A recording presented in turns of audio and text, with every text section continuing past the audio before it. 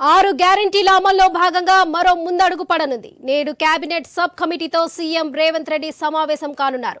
గృహజ్యోతి 500కే gas cylinder పథకాలపై CM Revanth సమీక్ష నిర్వహించనున్నారు. వీటితో పాటు పురపాలక ఆర్డబ్ల్యూసీ విభాగాలతో తాగునీటిపై కూడా సీఎం రేవంత్ రెడ్డి సమీక్ష నిర్వహించనున్నారు. కేబినెట్ సబ్ కమిటీ భేటీ అనంతరం 2 స్కీమ్ల విధి విధానాలపై ప్రకటన వెలువడే అవకాశం ఉన్నట్లుగా తెలుస్తుంది. దీంతో ఈ 2 గ్యారెంటీలపై సీఎం చేసే ప్రకటనపై సర్వత్రా ఆసక్తి నెలకొంది. అయితే ఇప్పటికే మహాలక్ష్మి ఆరోగ్యశ్రీ పథకం పరిమితిని కాంగ్రెస్ సర్కారు 10 లక్షలకు పెంచింది.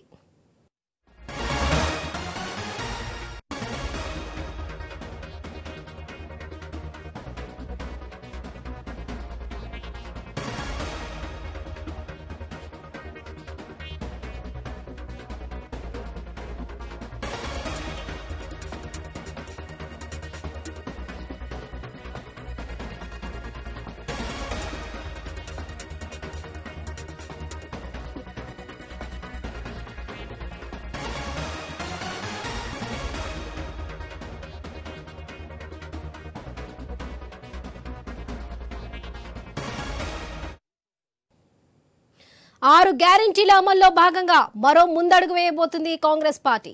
నేడు కేబినెట్ సబ్ కమిటీతో సీఎం రేవంత్ రెడ్డి సమావేశం కానున్నారు. గృహజ్యోతి 500కే గ్యాస్ సిలిండర్ పథకాలపై సీఎం రేవంత్ సమీక్ష నిర్వహించనున్నారు. వీటితో పాటు పురపాలక ఆర్డబ్ల్యూసీ విభాగాలతో తాగునీటిపై కూడా సీఎం రేవంత్ రెడ్డి సమీక్ష నిర్వహించనున్నారు. కేబినెట్ సబ్ కమిటీ భేటీ అనంతరం 2 స్కీమ్ల విధి విధానాలపై ప్రకటన వెలువడే అవకాశం ఉన్నట్లుగా తెలుస్తుంది. దీంతో ఈ 2 గ్యారెంటీలపై సీఎం చేసే ప్రకటనపై కూడా సర్వత్రా ఆసక్తి నెలకొంది. అయితే ఇప్పటికే మహాలక్ష్మి ఆరోగ్యశ్రీ పథకం పరిమితిని కాంగ్రెస్ సర్కార్ 10 లక్షలకు పెంచింది. ఇక ఇదే విషయంపై మరింత సమాచారం మా స్పెషల్ కరెస్పాండెంట్ సునీల్ అందిస్తారు. సునీల్, చెప్పండి, ఇవాళ 6 గ్యారెంటీల భాగంగా కాంగ్రెస్ పార్టీ మరో పథకం విడుదల చేయబోతుంది. అదే కాకుండా రేవంత్ రెడ్డి కూడా ఇవాళ సబ్ కమిటీతో సమావేశమయ్యే ఛాన్స్ ఉన్నట్టుగా తెలుస్తుంది. దీనిపై డీటెయిల్స్ ఏంటి? వివిధ శాఖల అధికారులతో సమీక్షా సమావేశం నిర్వహించబోతున్నారు. ప్రధానంగా కాంగ్రెస్ పార్టీ ఎన్నికల ముందు ఇచ్చిన హామీల అమలు దిశగానే ఆ పార్టీ అడుగులు వేస్తుంది. ఇప్పటికే 2 గ్యారంటీ హామీలను అమలు చేసింది. మరో 2 హామీలను అమలు చేసే దిశగా కసరత్తు అయితే చేస్తుంది. ఇప్పటికే దానికి సంబంధించి పూర్తి వివరాలు ప్రభుత్వం అధికారుల నుంచి తీసుకుంది. ముఖ్యంగా 500 రూపాయలకు గ్యాస్ సిలిండర్, అదేవిధంగా గృహలక్ష్మి పథకంలో భాగంగా ప్రతి ఇంటికి 200 యూనిట్ల లోపు విద్యుత్ అందిస్తామని చెప్పేసి ఎన్నికల ముందు హామీ ఇచ్చింది. ఆ 2 హామీలను ఈ వారంలోపు అమలు చేయాలని చెప్పేసి సర్కార్ భావిస్తుంది. అందులో భాగంగానే ఈరోజు సీఎం మరోసారి రివ్యూ చేయబోతున్నారు. వచ్చినటువంటి ఫీడ్బ్యాక్ తీసుకొని ఈ వారం లోపు ఆయన ముందడుగు వేయబోతున్నారని చెప్పాలి. 2 స్కీమ్స్కి సంబంధించి ఎంతమంది లబ్ధిదారులు ఉన్నారు, ఎంత ఖర్చు అవుతుంది, అదేవిధంగా ఇప్పటి వరకు వచ్చినటువంటి ఫీడ్బ్యాక్ ఏంటి, అంటే ఎంతమంది లబ్ధిదారులకు సంబంధించినటువంటి ఫీడ్బ్యాక్ అధికారుల వద్ద ఉంది, ఈ అన్నిటినీ కూడా ఈరోజు సమీక్షా సమావేశంలో అధికారులు సీఎంకి వివరించబోతున్నారు. ఈ కార్యక్రమాన్ని ప్రభుత్వం చాలా ప్రతిష్టాత్మకంగా తీసుకొని ప్రారంభించాలని చెప్పేసి అనుకుంటుంది.